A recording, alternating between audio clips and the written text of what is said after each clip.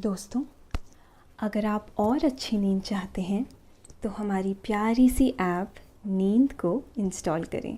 इस ऐप पर आपको एक्सक्लूसिव स्लीप स्टोरीज़ मिलेंगी और आप बिना यूट्यूब प्रीमियम के भी इन स्टोरीज़ को बैकग्राउंड में सुन सकेंगे।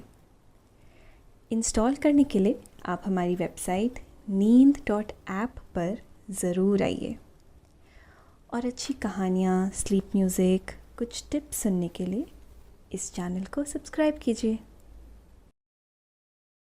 अगर नींद की कहानियां सुनकर आपकी स्लीप क्वालिटी बेहतर हुई है तो हमें कमेंट करके जरूर बताएं और इस वीडियो को लाइक और शेयर जरूर करें और साथ ही चैनल को सब्सक्राइब करना ना भूलें। नमस्कार, मैं हूं पायल। आज सुनिए लेखक रजत की लिखी स्लीप स्टोरी चिट्ठियों का सीधा संबंध हमारी सुनहरी यादों से होता है। आज के समय में हम चिट्ठियों से दूर हो गए हैं।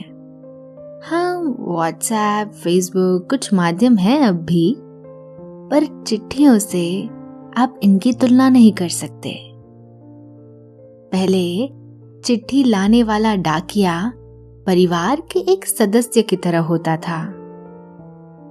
किसी के हाथ में चिट्ठी होने से उसे और भी मूल्यवान बना देता था। ये कहानी मयूरी और उसकी चिट्ठियों के बारे में है। वो चिट्ठियां जो एक दिन उसे भंडार गृह में मिलती है।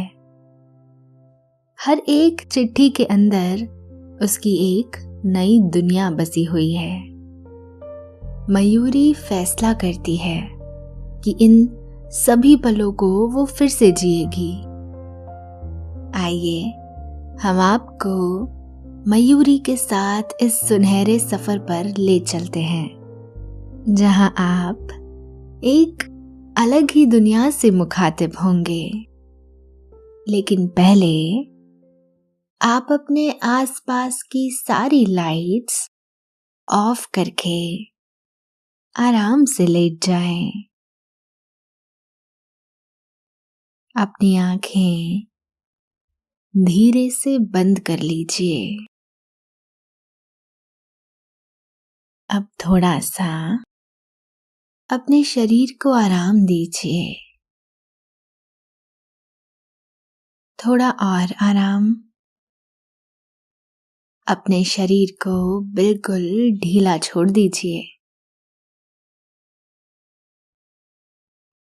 कोई टेंशन नहीं, कोई तनाव नहीं। अपने दिमाग में चल रहे सभी विचारों को, चिंताओं को त्याग दें। एक शांति सी महसूस करें। सभी नेगेटिव, पॉजिटिव विचारों को धीरे धीरे निकाल दें। हाथों को सीधा करके अपनी कमर के साइड में रख लीजिए। अब अपनी सांसों पर ध्यान लगाएं। आपका मन शांत, एकदम शांत होता जा रहा है। आप बहुत अच्छा महसूस कर रहे हैं। खुद को काफी हल्का फील कर रहे हैं। सब तरफ शांति ही शांति है, सुकून है, खामोशी है। अक्सर मयूरी की सुबह मोर के आवाजों के साथ शुरू होती है। वो उठकर खिड़की से बाहर देखती और उसे मोर दिखाई देते। पंछी उड़ते हुए नजर आते हैं। ऐसा दृश्य देखकर उसकी आंखों की चमक और भी बढ़ जाती। मयूरी के माँ बाबा को भी मोर बहुत पसंद थे, इसीलिए शायद उन्होंने मयूरी के लिए ये नाम चुना। मयूरी की उम्र 65 साल हो चुकी है और आज उसका जन्मदिन है। मुड़कर देखें तो मयूरी का जीवन काफी सुखमय रहा है। बचपन की नटखट मस्ती हो, किताबों का साथ हो या प्यार से भरी जवानी हो, और अब शांति और आनंद से भरा जीवन का ये दौर। वो अपने ख्यालों में खोई हुई है और पीछे से आवाज आई उसके पति अक्षय की, अरे सुनती हो, बिस्तर से उठना भी है या फिर बस मुस्कुराते हुए बाहर देखती रहोगी? ये लो, चाय पी लो। चाय देते हुए उन्होंने जन्मदिन की बधाई दी। मयूरी ने मुस्कुराकर उनका धन्यवाद किया। कहना मुश्किल है, ज्यादा अच्छा क्या है। चाय की चुस्की लेते हुए मयूरी ने कहा, क्या? अनजान बनते हुए अक्षय ने पूछा तो मयूरी ने मुस्कुराते हुए जवाब दिया, वही, आप या आपकी चाय। दोनों हंसने लगे और साथ बैठकर चाय का मजा लेने लगे। तभी अंदर से उनकी बहू कहती हुई आई, माँ, आशा मौसी जी का फोन आया है। मयूरी ने फोन लिया पर ज्यादा देर बात नहीं कर पाई। आशा तो ऐसे उछल रही थी जैसे आज पहला जन्मदिन हो। मयूरी ने आशा को धन्यवाद दिया और बहू को फोन दे दिया। बाकी की बातचीत उसी ने की। चाय खत्म करने के बाद मयूरी और अक्षय एक दूसरे से बात करने लगे। कुछ देर बाद ही सभी के फोन आना शुरू हो गए, पर मयूरी कभी फोन पर ज्यादा बात नहीं कर पाती। कुछ देर बात करके वो फोन आसपास जो भी होता उसे दे देती। इस मामले में उसे पुराना समय याद आता है, जब सब बड़े शौक से चिट्ठियां लिखते और पढ़ते थे। चिट्ठियों में आप खुलकर अपनी भावनाएं सामने वाले को बता सकते हैं। फोन पर ऐसा नहीं होता, या फिर शायद सिर्फ मयूरी से ही नहीं होता, वरना आजकल की पीढ़ी तो काफी एडवांस्ड है। थोड़ा समय रुककर मयूरी तैयार होने चली गई। फिर आकर अपनी पोती सोना के साथ पूजा करने लगी। लोबान की खुशबू से पूरा घर महकने लगा। रसोई घर में कुछ खास पकवान बन रहे थे। पता नहीं क्यों मयूरी का मन उसे खींचकर भंडार घर की तरफ ले गया। वहां जाकर उसे उसका पुराना संदूक याद आया। उसने ढूंढना शुरू किया। इधर उधर सामान हटाकर देखा तो दिख गया। संदूक एक कोने में की किसी रूठे बच्चे की तरह बैठा हो, जैसे नाराज हो, मानो कह रहा हो, इतने समय से तुम कहाँ थी? क्या मेरी याद ना आई? मयूरी उसके पास गई और उस पर हाथ फेरा। दोस्तों, अब से आप आपकी मनचाही दादी और नानी की कहानियों सी प्यारी नींद की कहानियां सिर्फ और सिर्फ नींद ऐप पर ही सुन पाएंगे।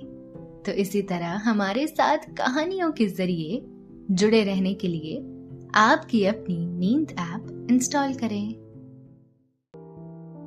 संदूक पर काफी धूल जमा है। उसने कपड़ा लिया और संदूक साफ करने लगी। ये लोहे की एक लंबी चौड़ी लाल रंग की संदूक है। उसने उठाने की कोशिश की, पर वो संदूक उसकी उम्र से भी भारी निकला। जैसे तैसे संदूक दीवार से थोड़ा दूर खसकाया और उसके सामने बैठ गई। कुछ देर वो उसे देखती रही, फिर उसकी कड़ी खोलने की कोशिश करने लगी। काफी समय से नहीं खोलने के कारण कड़ी पर जंग लग गई है। उसने जैसे तैसे दोनों तरफ की कड़ी को खोला और जैसे ही संदूक खुला, उसके अंदर से एक पुरानी महक निकलकर मयूरी के अंदर समा गई। संदूक के अंदर चिट्ठियां, एक पुराना रेडियो, कुछ किताबें और कुछ खिलौने रखे हैं।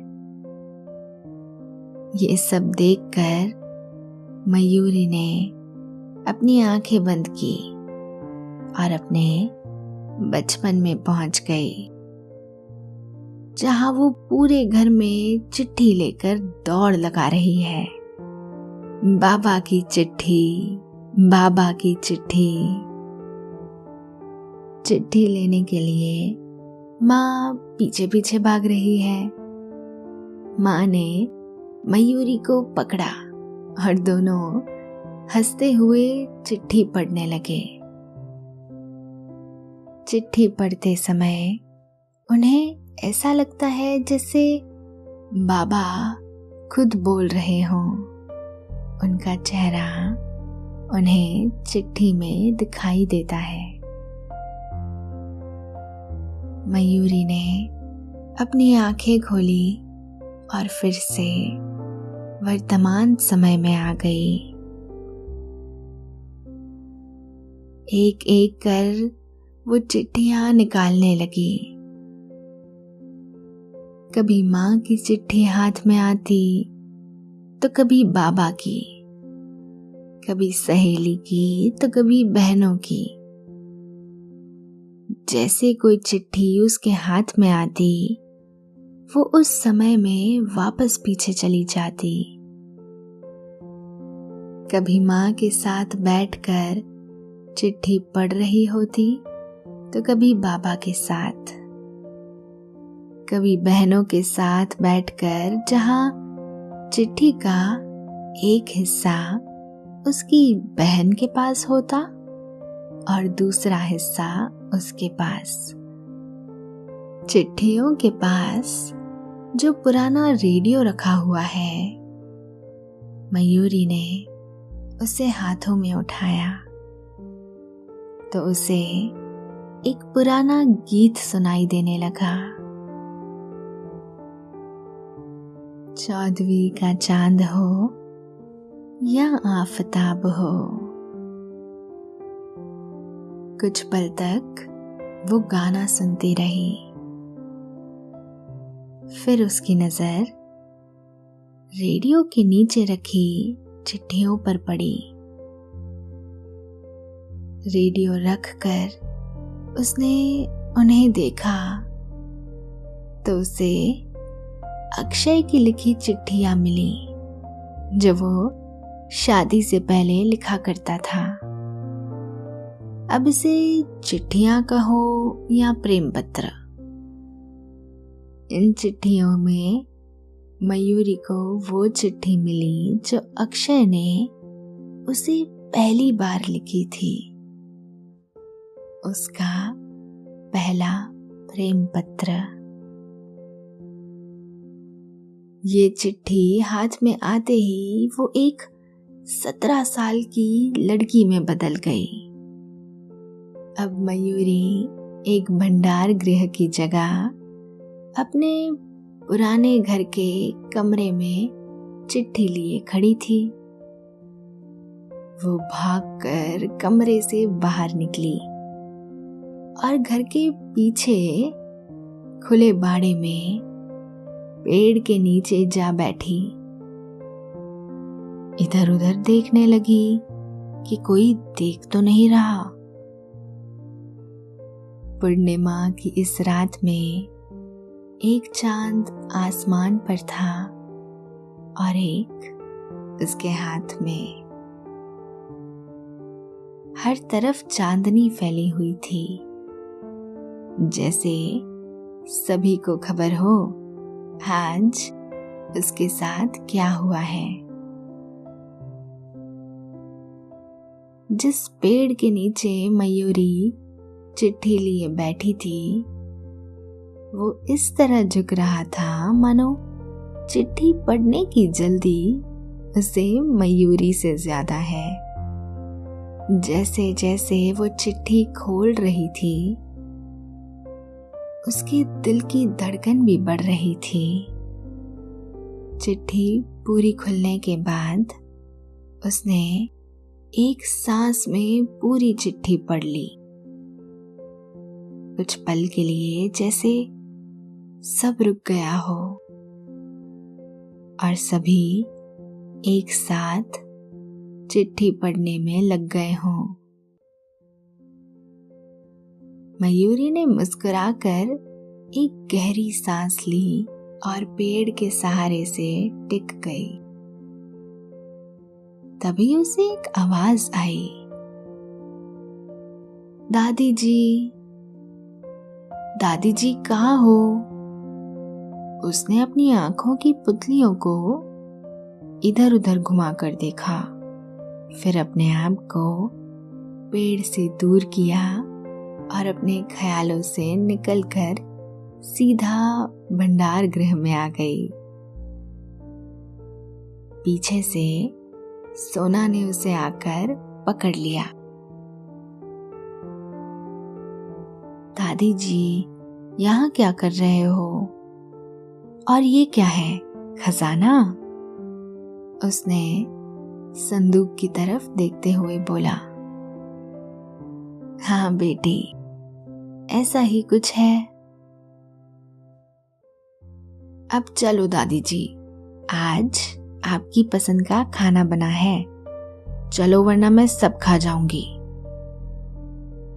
मयूरी वहां से उठकर सोना के साथ चली गई। जाते जाते उसने मुड़कर संदूक की तरफ देखा। मयूरी कब भोजन करने बैठी और कब उठी उसे ध्यान भी नहीं।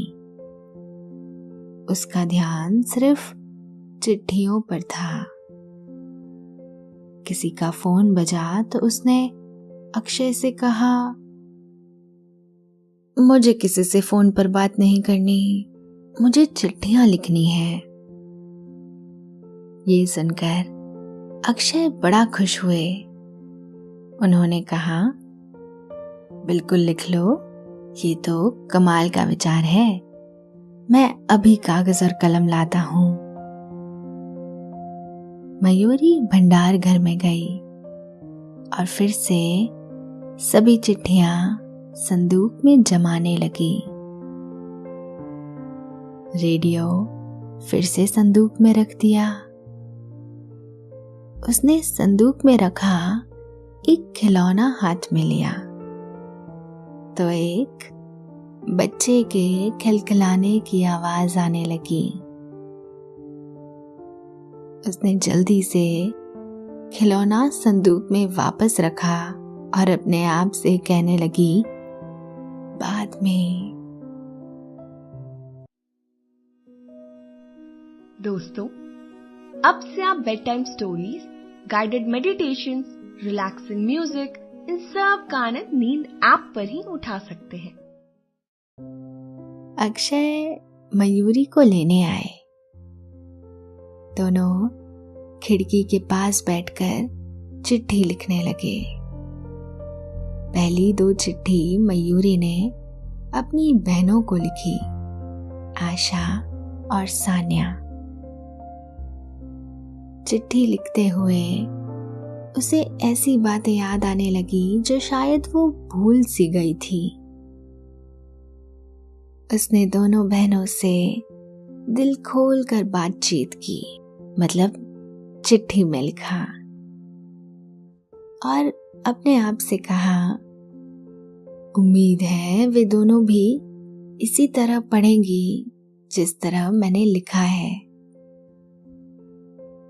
तीसरी चिट्ठी उसने अपनी सहेली जया को लिखी।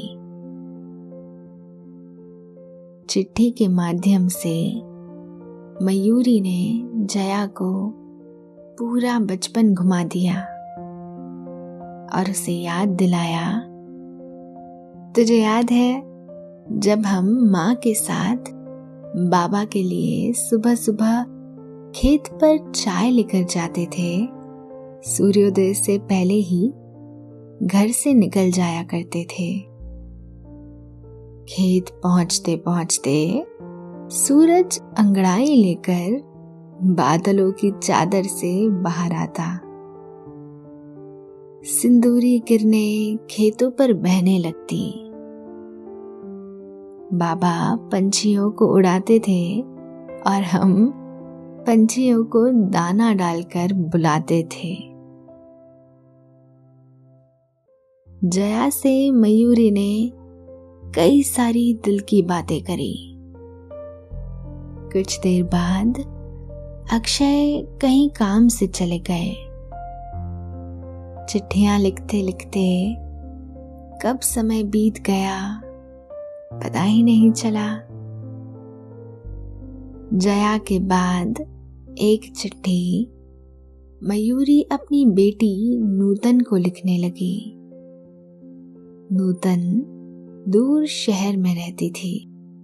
यूं तो हर कुछ दिनों में नूतन से बात हो जाती थी, फिर भी उसने चिट्ठी लिखनी चाही। चिट्ठी में मयूरी ने उसे वो सब बातें बताई जो दोनों के दिल के करीब थी, और उसे बचपन का एक वाकया बताया। पता है, जब तुम 11 साल की थी, एक बार नदी किनारे चली गई थी। कुछ देर बाद तुम मुझे नदी के पास एक पेड़ के नीचे बैठी हुई दिखी, जहां तुम कुछ बंदरों के साथ बैठकर जामुन खा रही थी। मैं शांत होकर दूर से ये देखती रही। फिर कुछ देर बाद तुमने बंदरों को अलविदा कहा, वहां से जाने लगी। तभी एक बंदर का बच्चा एक जामुन तुम्हारी तरफ लेकर दौड़ा। तुमने उससे जामुन लिया और गले लगाकर उससे विदा ली। जब तुम उन बंदरों की नजरों से दूर हुई, मैं तुम्हारे पास आई। तुमने बताया था वो सब तुम्हारे दोस्त हैं। तुमने कहा, क्या माँ, मैंने तो पहले भी बताया था, मेरे बहुत से दोस्त हैं। सिर्फ बंदर ही नहीं, मेरे दोस्त में पंछी भी हैं, गिलहरी, हिरण, मोर, सभी से मेरा मिलना जुलना होता ही रहता है। क्या मैंने आपको सभी के बारे में नहीं बताया?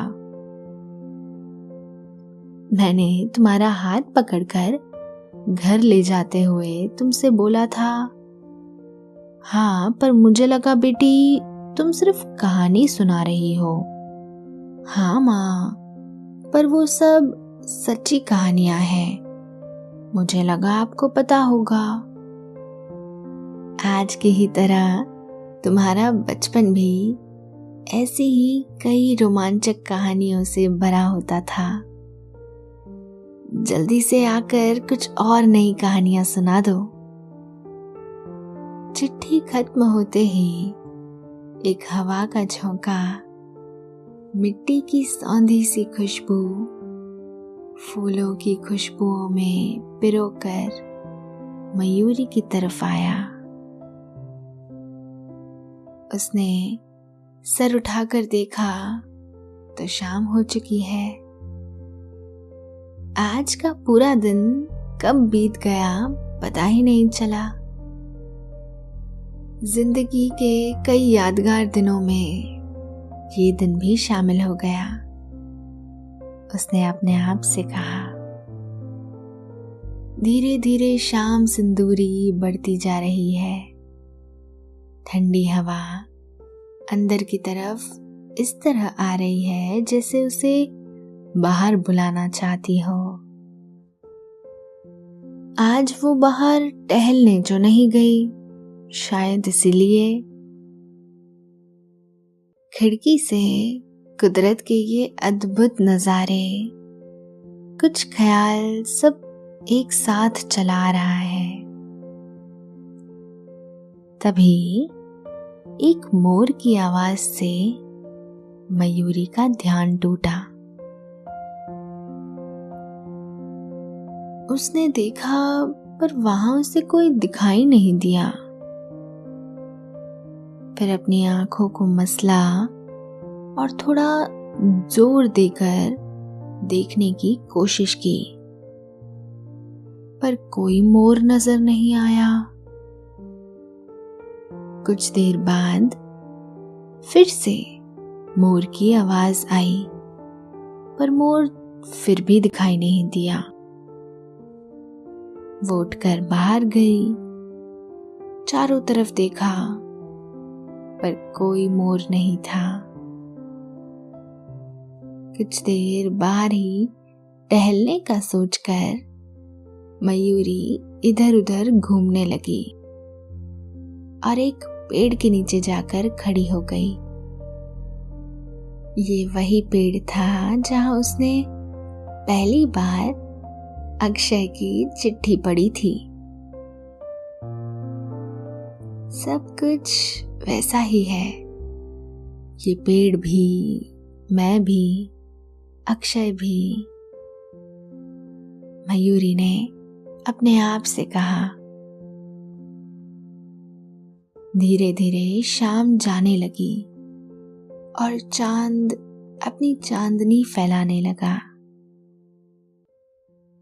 ठंडी हवा से मयूरी के बदन में कपकपी आ गई। वो वापस अपने रूम में आकर बैठ गई।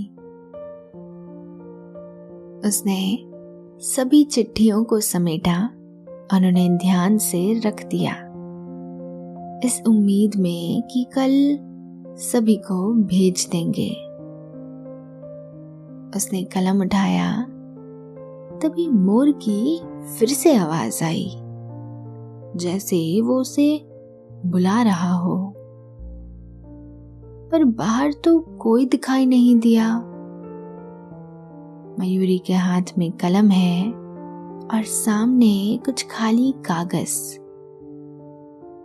उसे और कुछ नहीं सूझा। उसने उन्हें उठाया और एक चिट्ठी लिखने लगी। इस बार ये चिट्ठी मोर के लिए है, उन सभी मोरों के लिए जिनसे वो बहुत प्यार करती है। वो लिखती रही पता नहीं कितने समय तक, पर उसने काफी लंबी चिट्ठी लिखी। बाहर रात का अंधेरा और चांद की चांदनी दोनों है। मयूरी ने अपने साथ चिट्ठी ली और टॉर्च लेकर बाहर आ गई। चलते चलते वो वहां आ गई जहां रोज सुबह उसे मोर दिखाई देते हैं। कुछ देर के लिए वो वहां बैठ गई। अभी कोई भी मोर नहीं दिखाई दे रहा।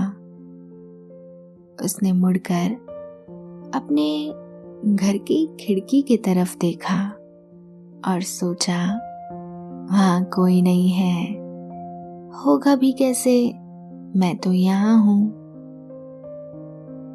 मयूरी ने वापस आगे देखा और उसके बिल्कुल सामने एक मोर खड़ा था, बिल्कुल नजदीक। मोर ने धीरे से अपने मुंह से आवाज निकाली। वो उसे अपने हाथों से छूना चाहती है, पर उसने उसकी तरफ चिट्ठी बढ़ा दी। मोर ने चिट्ठी अपने मुंह में ली और वहां से जाने लगा। जब वो जाने लगा, मयूरी ने देखा उसके पीछे कुछ और मोर भी खड़े हैं। सभी ने वहां से बिना आवाज करे दौड़ लगा दी। मयूरी ने जोर से आवाज लगाकर कहा, तुमसे मिलकर अच्छा लगा। बदले में उन्होंने भी दौड़ते हुए आवाज दी।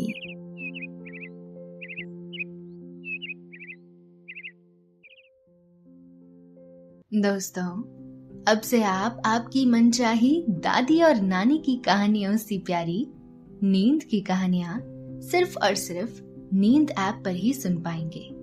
तो इसी तरह हमारे साथ कहानियों के जरिए जुड़े रहने के लिए आपकी अपनी नींद ऐप इंस्टॉल करें।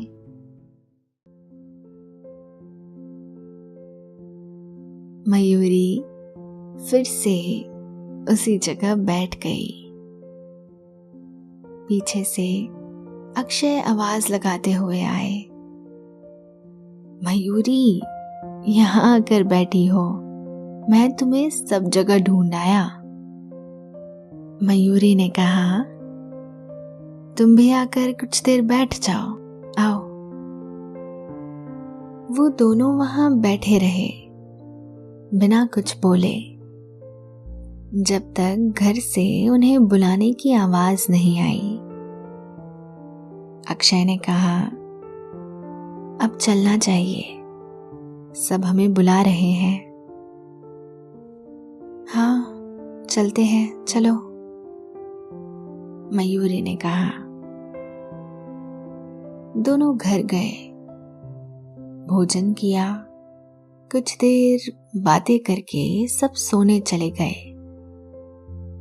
मयूरी भी अपने ख्यालों में डूबी बिस्तर पर लेट गई। उसकी आंखों के सामने बार बार वो मोर आते रहे। वो कब नींद में चली गई उसे पता ही नहीं चला।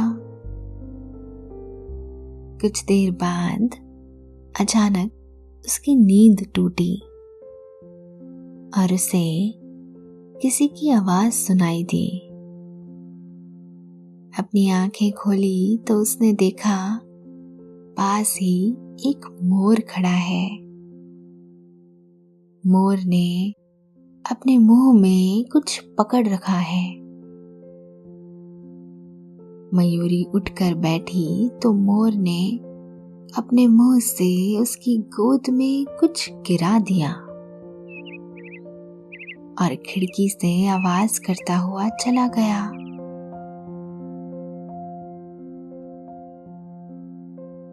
मयूरी ने अपनी गोद से उसे उठाया।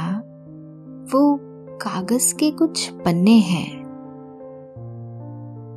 उसे समझने में देर नहीं लगी कि ये एक चिट्ठी है, मोर की तरफ से मुझे।